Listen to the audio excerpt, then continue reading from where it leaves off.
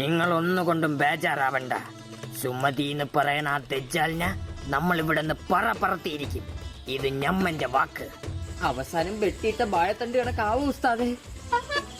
അതിന് ഞമ്മൾ മരിക്കണം. കൊല്ലാൻ സുമതി ചേച്ചി തയ്യാറാണ്. അല്ല, ഉസ്താദിന്റെ കൈക്ക് എന്തോ പറ്റി? കഴിഞ്ഞ ദിവസം ഉഗ്രരൂപിയായ ജമീലയെ ഒഴിപ്പിക്കാൻ ശ്രമിച്ചതാണ്.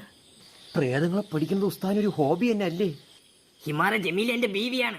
ചെയ്താൻ കയ്യിലിട്ട് കടിച്ചെന്ന്.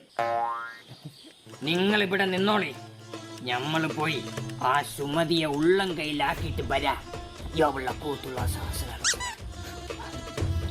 പിന്നെ ഉസ്താദൊന്ന് സൂക്ഷിക്കണം, അവള് ഏത് രൂപത്തിലും വരും. ഞമ്മളും വരും. അതെങ്ങനാ? സ്കൂളിൽ പഠിക്കുമ്പം ഞമ്മക്കും ഉണ്ടായിരുന്നു ഫാൻസി ഡ്രസ്സിൽ ഫസ്റ്റ് പ്രൈസ്.